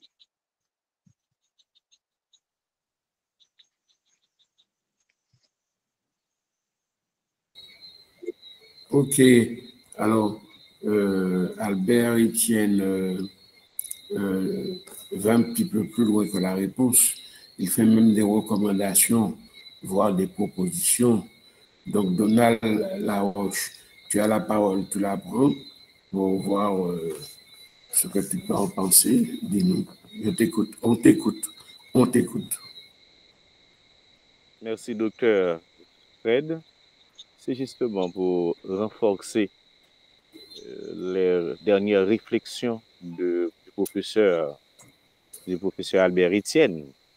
Il a constaté qu'il y a vraiment donc un grand écart. Moi, je dis qu'il y a donc un grand fossé, comme il a dit, entre ce que l'État a dit et entre ce que l'État a dit et ce qui se fait réellement dans les écoles.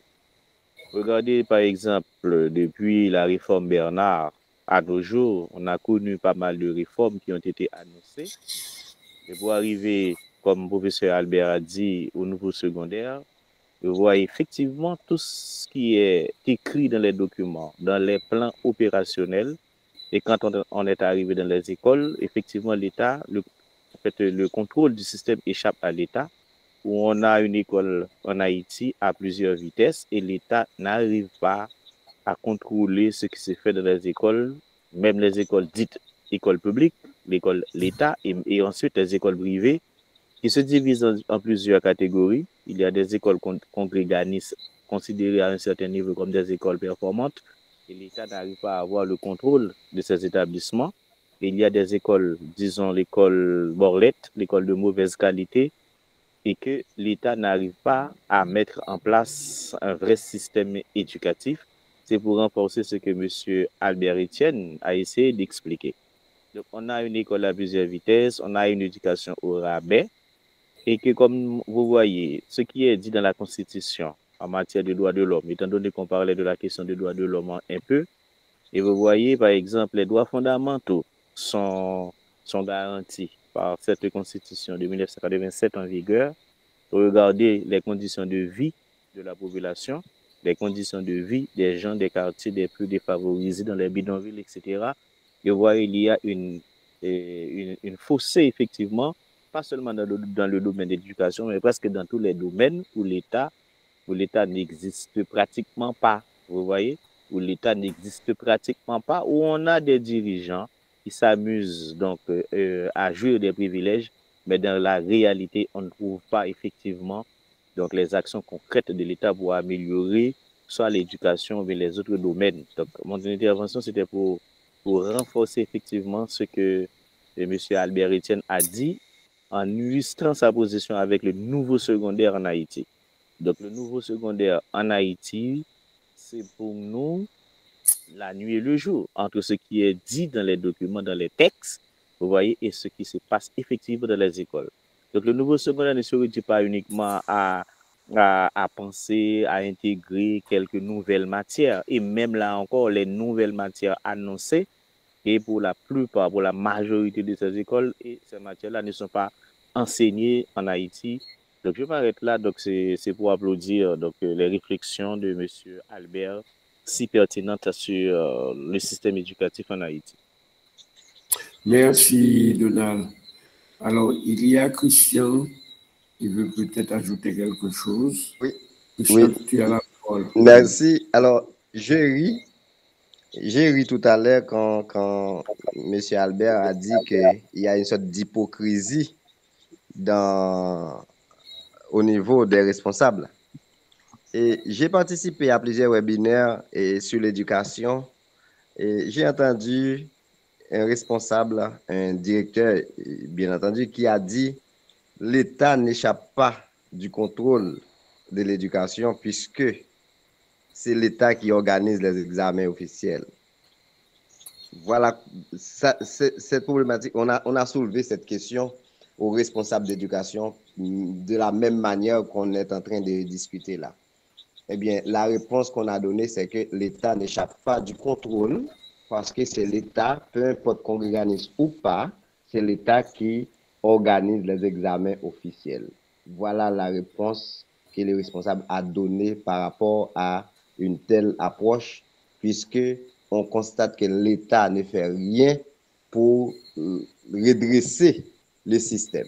Eh bien, le directeur a répondu ainsi, avec ironie, et d'après nous, que l'État organise les examens officiels, puisque l'État organise les examens officiels, c'est suffit pour contrôler le système éducatif haïtien.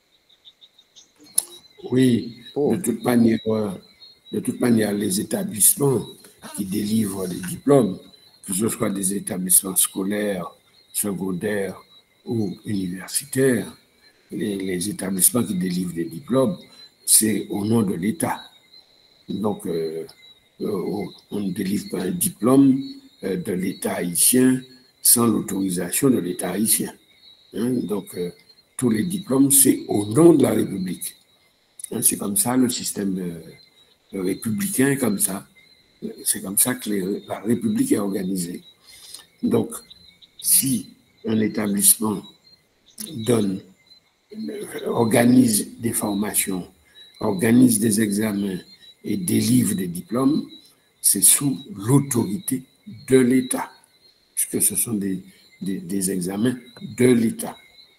Maintenant, est-ce que l'État s'est organisé pour contrôler la délivrance de ses propres diplômes? C'est ça. Et ça dépend de l'organisation administrative et technique dans le ministère de l'Éducation nationale et de la formation professionnelle. Albert, voilà, comme il ne nous reste que 10 minutes, tu pourras compléter ce que nous venons de dire. Et s'il y a encore une question, on pourra la prendre avant de mettre fin à notre rencontre. Albert, tu peux ajouter quelque chose si tu veux. D'accord, il y a une question. Il y a une intervention, oui, dans le chat. Oui, il y a une intervention dans le chat. Oui, effectivement. Donc, Une minute, Albert. Avant de prendre la parole, tu vas faire d'une pierre deux coups. Oui, je vais lire. J'ai la question. J'ai la question sur les jeux, oui. Voilà. Donc, si on part de l'idée que l'éducation est un outil qui facilite la transformation de l'homme, qui à son tour doit transformer la société et dans le sens du progrès, à qui donc doit-on attribuer le mal de cette société si, malgré il ne manque pas d'hommes éduqués, donc transformés, et qu'au final, on vit le déclin de cette société?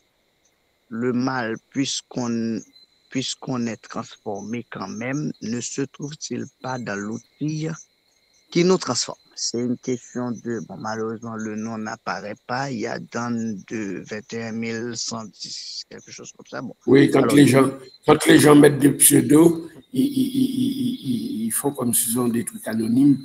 C'est soit ils mettent leur nom dans leur téléphone comme tout le monde, ou bien ils signent leur nom. Mais ils ne peuvent pas mettre de pseudo. À la limite, on ne doit pas répondre à des questions qui sont posées par des gens qui sont cachés. Bon, mais enfin, on va répondre quand même. Voilà. D'accord. Et effectivement, nous avons beaucoup de gens qui sont formés. Oui, nous avons beaucoup de gens qui sont formés à plusieurs niveaux et même au plus haut niveau. Nous avons ceux qui ont des doctorats dans plusieurs domaines, dans le domaine de l'éducation, de la santé. Donc, ils sont nombreux. Cependant, c'est vrai que l'éducation, ça peut transformer. L'éducation, ça peut transformer. Mais je l'ai dit tout à l'heure, je l'ai précisé tout à l'heure, ça peut transformer dans le sens du progrès, mais ça peut également détruire la société. Ça dépend maintenant de euh, celui qui reçoit l'éducation, maintenant à quelle place il se trouve sur l'échelle sociale, par exemple. Ça, c'est une première chose. Ceux qui sont formés, ceux qui sont éduqués, ceux qui ont le diplôme, par exemple, où est-ce qu'ils se trouvent sur l'échelle sociale? Est-ce qu'ils sont dans, dans la position des gouvernants ou dans la position des gouvernés? Lorsque, par exemple, ceux qui sont formés, ils se trouvent dans la position des gouvernés et qu'ils n'assument pas leur responsabilité de citoyens afin d'exiger de l'État la transformation du système, eh bien, du coup, maintenant, ça ne va pas influencer positivement la société. Lorsque également ceux qui sont formés, ils sont en position de gouvernants et que maintenant, ils ont leur formation, mais ils n'ont pas un souci maintenant de mettre la formation au service du social, eh bien, du coup, là encore, ça ne va pas transformer la société. Ça, c'est une première chose. La deuxième chose, Christian vient de le mentionner, Donald également. Bien sûr qu'il y en a qui sont formés. D'ailleurs, ils ne sont pas nombreux. Ils ne sont pas nombreux quand on prend, par exemple, l'ensemble de la population. Maintenant, deuxièmement, ceux qui sont formés. Ils sont formés, mais avec des orientations différentes. Par exemple, à ceux qui ont fait leur secondaire dans les lycées, ceux qui ont fait leur secondaire dans une école congréganiste, ceux qui ont fait leur secondaire dans une autre école privée, qui ne sont pas tous sur le même niveau. Ça veut dire qu'on peut toujours avoir un même diplôme et ne pas avoir maintenant un même contenu de formation et ne pas avoir maintenant ce ne sont pas les mêmes exigences sur le plan académique même, okay? Ce ne sont pas les mêmes exigences, donc ce qui fait que ça ne fait pas la même compétence, ça ne fait pas la même qualification, okay? Ça ne fait pas la même compétence, ça ne fait pas la même qualification. Ça vaut pour le niveau primaire, ça vaut d'abord pour le niveau préscolaire, pour le niveau primaire, pour le niveau secondaire et même pour l'enseignement supérieur, par exemple. L'université haïtienne, pour la plupart, les espaces universitaires, ils offrent une formation qui s'arrête au niveau de la licence. Ça, c'est une première chose. Maintenant, au niveau de la licence, je suis, par exemple, à tel établissement, je fais une licence en sciences de l'éducation.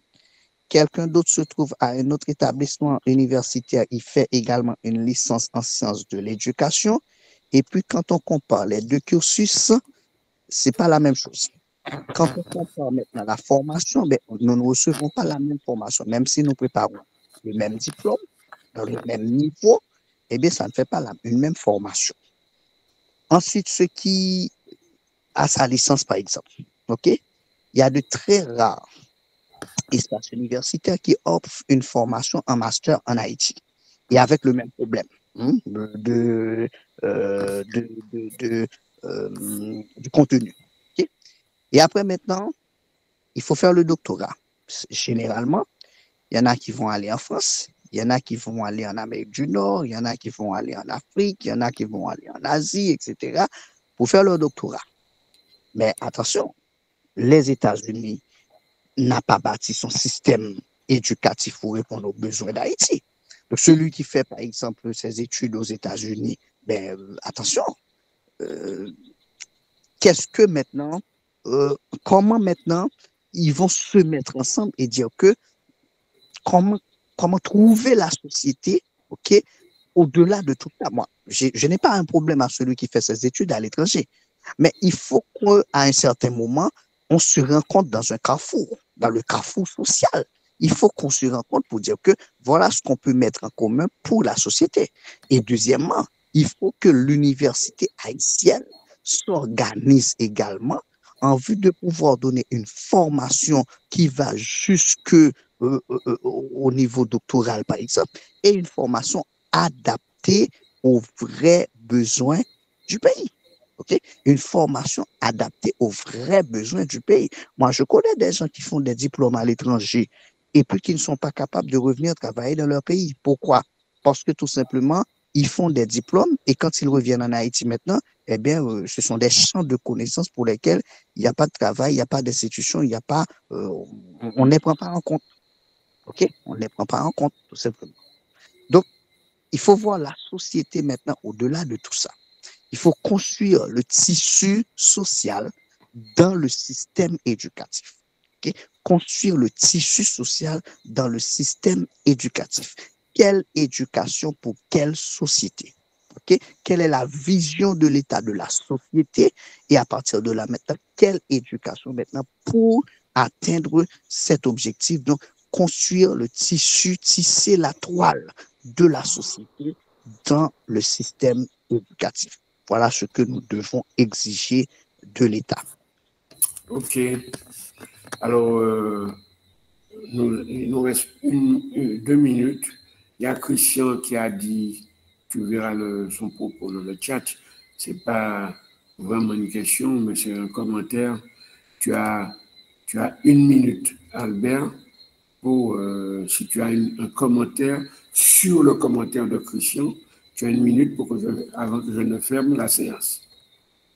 Alors, donc, Christian dit que je salue au snack. Bon, malheureusement, je n'ai pas pu remarquer le nom tout à l'heure. Et il se peut, ces gens-là sont instruits, mais ils ne sont pas éduqués pour transformer son pays. Je crois que c'est ce que tu disais tout à l'heure là à l'instant, c'est ça, ressemble à ça. Oui, effectivement, c'est à partir de ça. Oui, effectivement. Donc, des gens qui sont instruits, mais qui ne sont pas éduqués pour transformer. Alors, je comprends ce que Christian veut dire, c'est-à-dire que je peux toujours recevoir une formation, mais c'est pas une formation qui est liée à un objectif particulier. Par exemple, j'ai une formation, OK, mais c'est pas une formation qui va répondre à un besoin de la société. C'est pas une formation qui va répondre à un besoin concret de la société. Ou du moins, je peux toujours recevoir une formation, je suis formé, mais être capable maintenant de mettre ma formation au service du concret, ça c'est une autre chose. C'est une autre chose. Voilà. OK. Et Jimmy, pourquoi tu lèves la main que maintenant? Parce qu'on est en train de fermer. Vas-y. Si ta question prend 1 seconde, et je donne 1 seconde aussi à Albert Etienne pour répondre. Jimmy, vas-y. Jimmy, tu as levé la main ici. Si tu prends 1 seconde pour prendre la main, tu as déjà grillé ta seconde. Jimmy, tu as levé la main. Jimmy, tu as levé la main. Non, Jimmy a un problème de... Tu as levé la main. Oui. Tu as 1 seconde. Ma question. Oui, ma question. Oui, j'entends. Allô? Vas-y, on t'écoute. Vas-y, on t'écoute. Vilsain, je ne te prends pas, il est trop tard. Oui, alors ma question, est-ce que l'éducation, c'est la seule facteur qui peut changer une société? Hello? Tu as entendu, Albert? Oui, est-ce que l'éducation...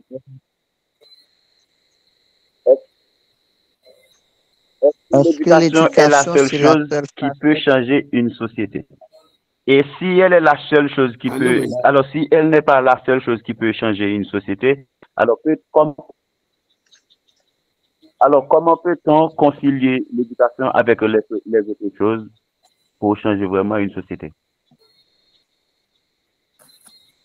Bon, je pense que Oui. nous avons parlé de Est-ce ça. que l'éducation est la seule chose qui peut changer Oui, on a une entendu. société? Jimmy, on a entendu, ça va. Albert répond, et puis je vais clôturer ça. Bien sûr, professeur Célimène a déjà fait l'état des différents champs qui existent dans une société. Donc, il n'y a pas que l'éducation. OK? Il n'y a pas que l'éducation, il y a les autres champs qu'il faut prendre en compte. Donc, l'éducation, ça fait tout simplement une maillon de la chaîne. OK? L'éducation, ça fait tout simplement l'un des moyens, hein, l'un des outils que l'État peut utiliser. Et maintenant, comment établir l'harmonie, si je comprends, entre tous les différents champs? Eh bien, ça fait tout simplement la politique globale de l'État. Okay? Ça fait la politique globale de l'État, donc une politique qui doit viser le changement, la transformation de la société. Et puis maintenant, dans cette politique-là, l'État définit sur le plan éducatif, sur le plan de la santé, sur tel autre plan, voilà ce que je vais faire et pour construire le système entier. Très rapidement. OK. Donc, il y a 2 commentaires intéressants qui ont été faits. Je vais conclure par ça. Effectivement, comme dit Alberto, l'éducation, c'est la base, nous le savons. Même pour faire de l'art, pour faire du sport, pour faire de la peinture, pour faire de l'économie, il faut de la formation. Et comme dit Maximin, tout passe par l'éducation, là aussi. Donc, on mesure l'importance de l'éducation. Alors, on va remercier le collègue Albert Etienne qui a bien voulu nous exposer son sujet que nous avons pu apprécier, dont nous avons pu apprécier l'importance. Nous allons remercier aussi tous les amis qui sont venus écouter le débat. Nous remercions tous ces amis. Et nous vous invitons à dimanche prochain pour une prochaine intervention sur un autre thème. Hein. Et donc, on remercie de nouveau Albert Etienne et je vous souhaite à tous, en plus de mes remerciements, des remerciements de l'IUS, je vous souhaite à tous une bonne soirée. Au revoir. Merci, professeur Célimène, à vous également, à l'équipe de l'IUS. Merci aux participants et au revoir. Bonne soirée. Merci.